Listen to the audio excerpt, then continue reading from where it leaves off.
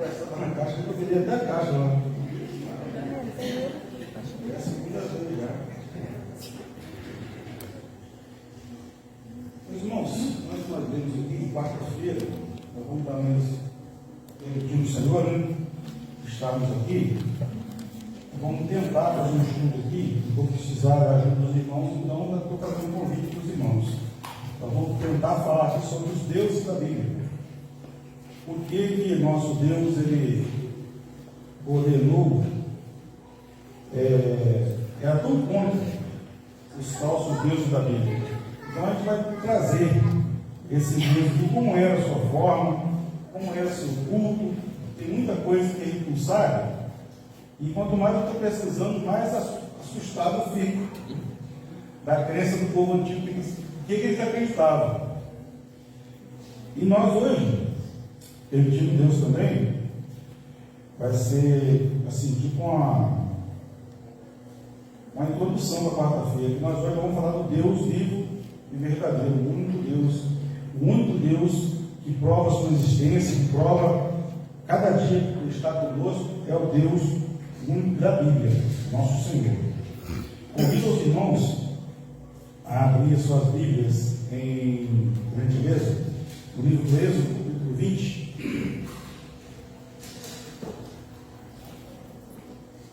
Livro do Êxodo, capítulo 20, de 1 até o 11. Vamos ler os 4 primeiros mandamentos. Capítulo 20, de 1 até o versículo 11. Impressão minha, todo mundo? Não é isso mesmo? Tá. Se ele pudesse pôr o pé, vamos ler juntos.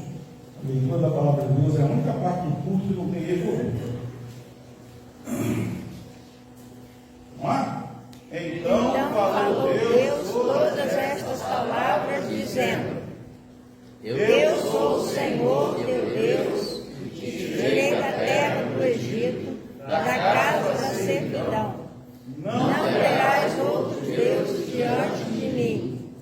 Não farás para ti imagem de escultura, nem alguma semelhança do que há em cima nos céus, nem embaixo na terra, nem nas águas debaixo da terra.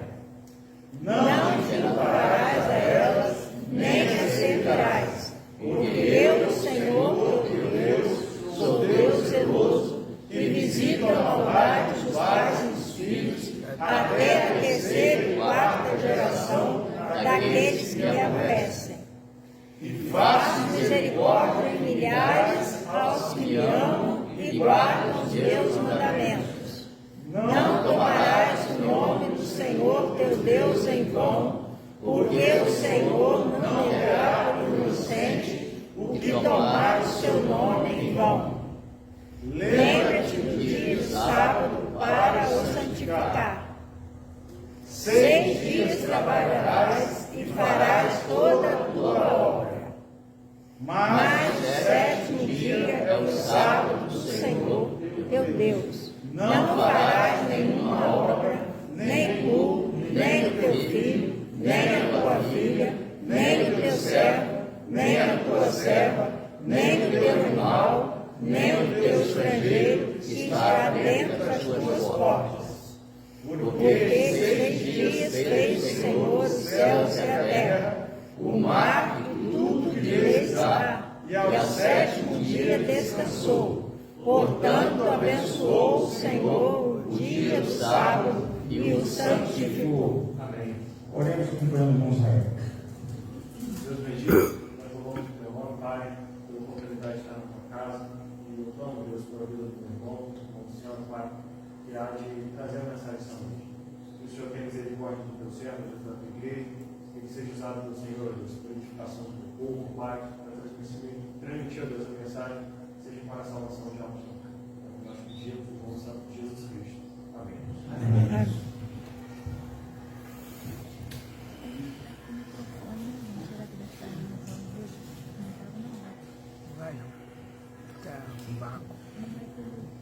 Nós pudéssemos colocar um tema para a mensagem, não sei se se é possível, mas seria a grandeza de Deus. Como nós enxergamos Deus, de que forma nós vemos, imaginamos Deus, se é que podemos imaginar Deus. A teologia, irmãos, é o único curso que é totalmente reverso ou inverso de qualquer curso que nós venhamos a fazer. Uma pessoa que se prontifica a ser um engenheiro, quanto mais ele estuda, mais ele sabe sobre engenharia. Uma pessoa que se prontifica a cursar matemática, por exemplo, quanto mais ele estuda, mais se torna até um doutor em matemática, mais ele sabe sobre aquela matéria. Mas a teologia é totalmente diferente. Quanto mais você estuda sobre Deus, na realidade, menos você sabe sobre Deus. Porque quanto mais você estuda sobre a grandeza de Deus, sobre os seus atributos, a gente vai enxergando Deus de uma forma assim, gente, eu não sabia nada, eu continuo não sabendo nada, porque quanto mais você ganha conhecimento, parece que Deus é muito maior daquilo que a gente imaginava antes. Porque a teologia, ela tem que produzir naquele que estuda uma virtude, que se chama humildade. Teólogo que não é humilde tem que ser rejeitado. A sapiência de Deus, saber de Deus, tem que nascer em nós algo que vai nos fazer mais humildes, porque nós temos que copiar o exemplo de João o Batista. João 3,30. Importa que ele cresça e eu diminua. Porque eu não sou Cristo, ele diz, eu sou apenas aquele que veio preparar os seus caminhos. Eis o Cordeiro de Deus que tira o pecado do mundo. É ele, não eu. Então, quanto mais se conhece de Deus, quanto mais se cursa a respeito de Deus, na realidade tem que produzir em nós um sentimento de cada vez mais de ficar pequeno, menor e menor. Porque é uma virtude muito grande conhecer Deus. E quanto mais a gente chega perto, parece que ele fica maior ainda, né? E esse texto especificamente fala dos 4 primeiros mandamentos. São 10 mandamentos no geral, nós só vemos os 4 primeiros. Os 4 primeiros mandamentos têm uma característica diferente dos outros. Porque todos esses mandamentos, os 4 que nós lemos agora, eles apontam para o nosso relacionamento com Deus. Os outros mandamentos, não matarás, não adulterarás, não dirás falso testemunho, é o nosso relacionamento com o próximo, com a sociedade, com a família, com o trabalho, na vizinhança, com os amigos. Mas esses 4 falam de nós para com o Senhor Deus. E não sei se alguém faz isso, mas se faz, está errado. Já digo, se você consegue comprar um medicamento de retenção de receita sem receita, está errado, né? Está errado. Mas você pode pegar uma receita, simplesmente ir na farmácia e pegar o remédio, comprar o remédio? Não. Essa receita tem que estar o quê? Com carimbo e assinatura de um médico indicando aquilo que você tem que precisa para você. Você vai marcar um médico aqui na prefeitura da nossa cidade aqui. Você não chega lá de mãos vazias, você tem que ir lá no mínimo uma carteira municipal assinada com uma secretária da época, seja esse ou seja o passado, vai ter que falar seu número, sua matrícula, o número da carteirinha, né? Aquilo ali te dá a autorização para você marcar o médico que você precisa. E nesse texto aqui, irmãos, quem autoriza, quem dá validade a esses 10 mandamentos? Está no versículo 1. Então falou Deus. Não foi Moisés, não foi Arão, não foi nada além de Deus. Então falou Deus estas palavras, dizendo: Eu sou o Senhor teu Deus, que te tirei da terra do Egito, da casa de servidão. Ele se apresenta, ele falou: eu vou te dizer isso, eu que tirei vocês da casa do Egito, da onde vocês eram escravos. E a primeira coisa que Deus diz é: não terás outros deuses diante de mim. Não terás outros deuses diante de mim. Não é algo banal que Deus está dizendo, porque não pode haver qualquer tipo de representação. Porque no mundo espiritual, irmãos, nós já fizemos algum estudo de quarta-feira a respeito disso. As manifestações, sim, coisas que a gente não consegue explicar. Nós tivemos vários irmãos dando testemunho aqui, mas no mundo espiritual há duas manifestações: a boa e a má. Tem sempre um lado antagônico. Tem Deus e Satanás. Tem os anjos e os demônios. Então, quando nós não adoramos a Deus, automaticamente, se nós colocamos qualquer outra coisa para nós adorarmos, qualquer Deus na nossa vida, isso é culto a demônios. Não terás outros deuses diante de mim, é colocar qualquer objeto, qualquer circunstância, um bem material, as minhas posses, o meu dinheiro, o meu carro, a minha esposa, a minha família, qualquer, nada pode ser um Deus na minha vida. O único objeto de adoração que nós devemos ter, explicitamente a Bíblia está dizendo, é o Senhor Deus. Nada deve ser objeto de adoração, nada deve ser objeto de qualquer deferência divina, a não ser o próprio Deus. Deus é exclusivo. Deus não divide a sua adoração. Deus não divide a sua glória com nada e nem com ninguém. Não terás outros deuses diante de mim. E no contexto do mundo antigo, irmãos, ser um servo do Senhor, de um Deus único, era algo que ninguém acreditava naquela época. O ser humano daquela época adorava o sol, adorava o touro, adorava o crocodilo, adorava a águia, adorava objetos que nós temos até casos na Bíblia de ídolo do lar. Cada lar tinha um ídolo, e Deus manda não adorar nada, não ter qualquer outro Deus se não for Ele, porque esses deuses, ou eles não existem, ou são cultos a demônios. Não pode ter qualquer Deus, não aceita isso, e Ele cobra da gente isso até hoje. O 10 mandamentos ainda estão vigentes, tá, irmão? Está no Antigo Testamento, ainda está vigente. Ele diz mais: não farás para ti imagem de escultura, nem alguma semelhança do que há em cima nos céus, nem embaixo da terra, nem nas águas debaixo da terra. Não te curvarás a elas, nem as servirás, porque eu, o Senhor teu Deus, sou Deus zeloso, que visito a maldade dos pais, dos filhos até a terceira e quarta geração daqueles que me aborrecem, e faço misericórdia aos milhares daqueles que me amam e guardam os meus mandamentos. Por que, irmãos, Deus proíbe o uso de imagens, o uso de qualquer representação para adorar? Por que esse texto que ele falou assim, então falou Deus? Então, a autoridade aqui é a palavra do próprio Deus.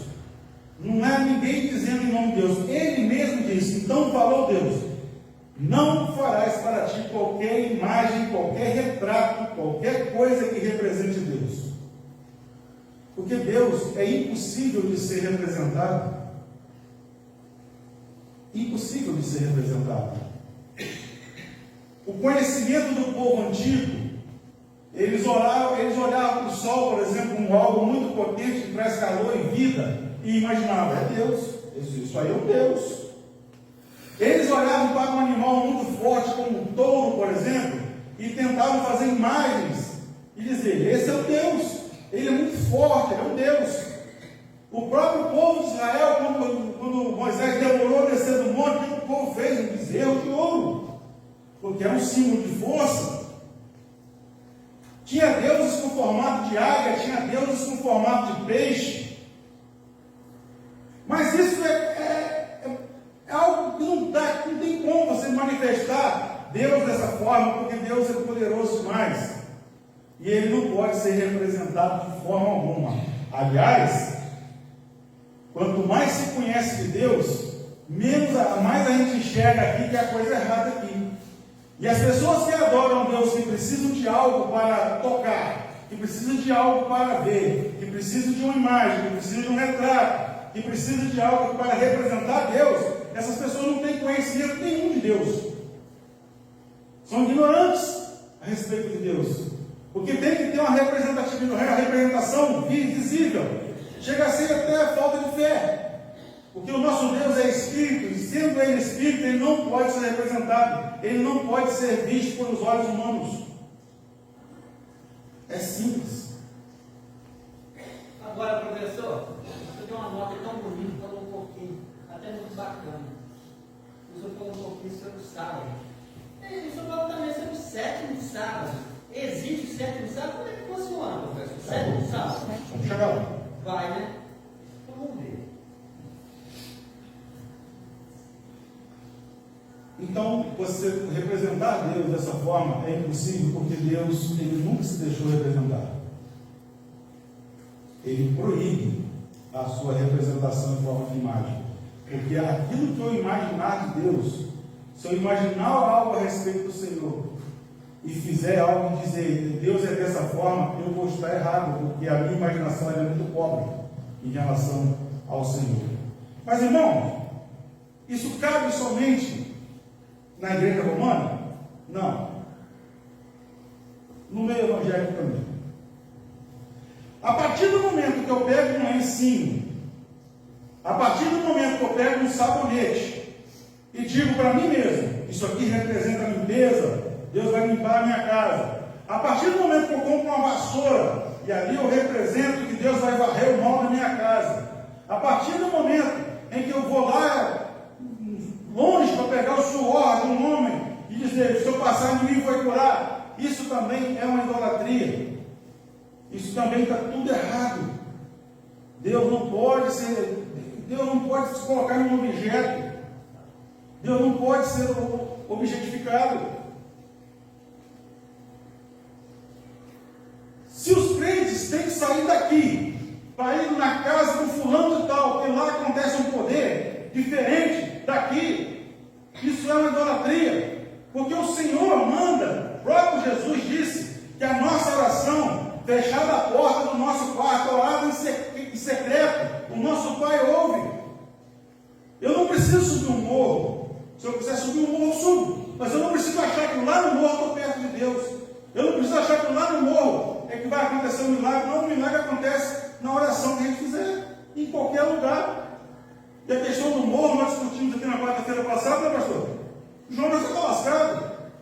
Jonas orou no fundo do mar, dentro de um peixe, no escuro, 3 dias e 3 noites orando. E o peixe imitou Jonas para que ele fosse pregar em Nínive. Não é o local, não é o lugar. A gente tem que ter muito cuidado com a adoração, com a nossa adoração. Nós, no meio evangélico, às vezes apontamos muito dedo para os outros, mas muitas vezes a idolatria está no nosso meio também. Quando a gente faz essas coisas, colocando poder onde não tem poder, colocando Deus onde não tem Deus.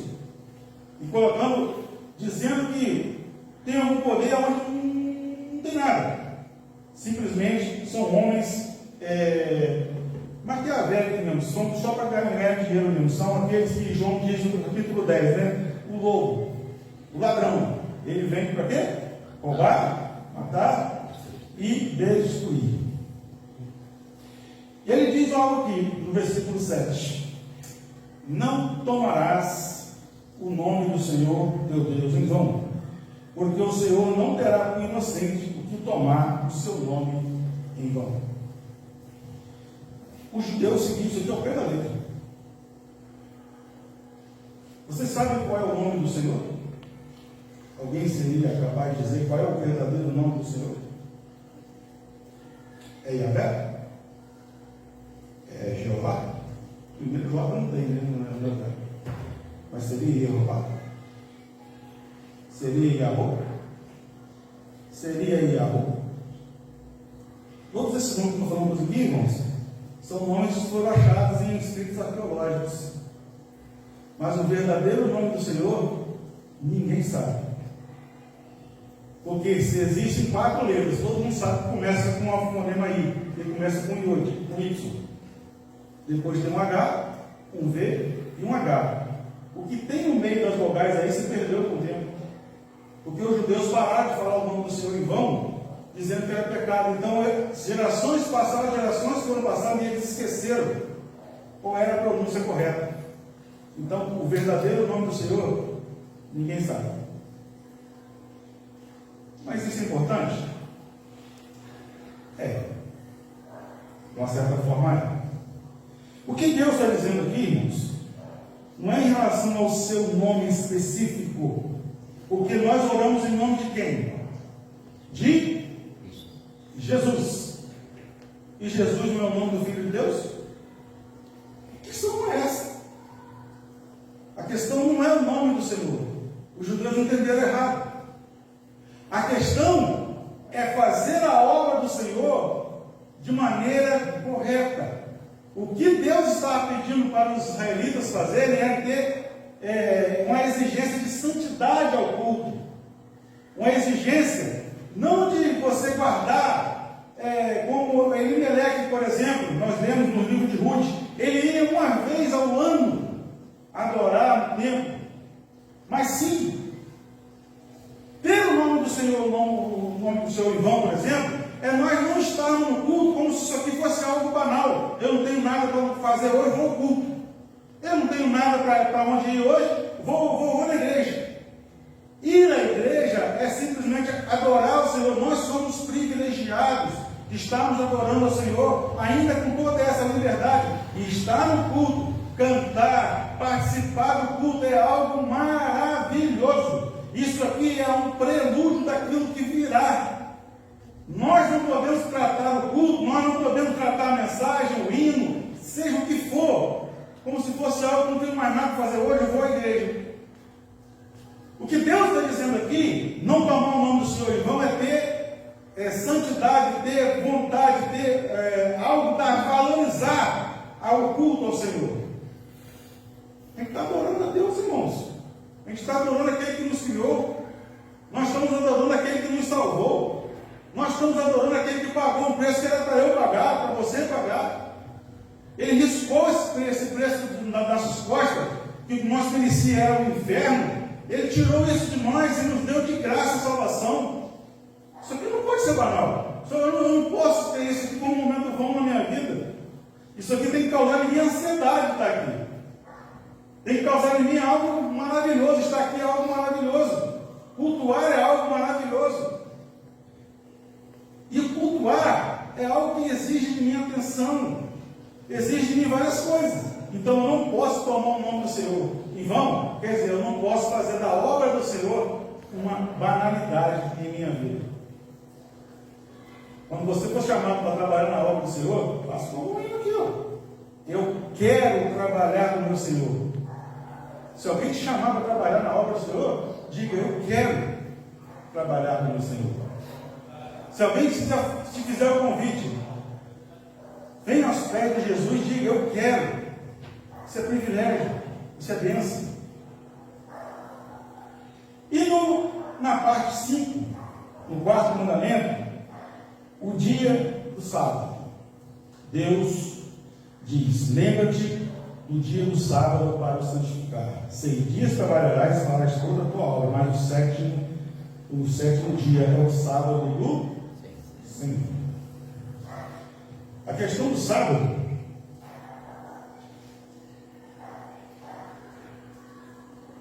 os adventistas levam pela lei.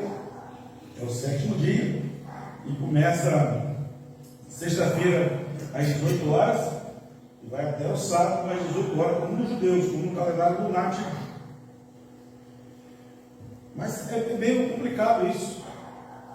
Porque se toda a humanidade fosse assim, teria que desligar tudo, né? Hospital, teria que desligar as luzes, desligar a água, desligar tudo, porque é preciso. O essencial está funcionando.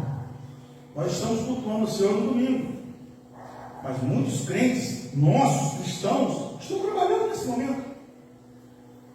É pecado, irmãos? De forma alguma. De forma alguma. Ter o dia de sábado para santificar é você ter o dia, aquele dia que o Senhor te concedeu para você dedicar a obra do Senhor. É o tempo do louvor, é o tempo da adoração. Não é necessariamente o sábado, mas é o dia do seu descanso. Diz aqui o texto: porque em 6 dias fez o Senhor os céus e a terra, o mar e tudo que neles há, e no 7º dia descansou. Isso é o verdadeiro, irmãos? Deus descansou? Se Deus descansar, o mundo acaba. Se Deus descansar, o universo entra em colapso. Deus não descansa. Ele deixou uma ordem para nós, com misericórdia da gente. Ele estava falando para um povo que era escravo, para um povo que não tinha um dia de folga, para um povo que trabalhava todo dia era escravo no Egito, dizendo: ó, o 7º dia vocês vão descansar e vão dedicar a mim. Deus está usando de misericórdia para aquele povo. E assim também é conosco. Deus usa de misericórdia para conosco, separar um dia para o louvor e para a sua adoração. E para concluir, irmãos, aquele que tudo fez, você já agradeceu a Ele por tudo que Ele fez hoje?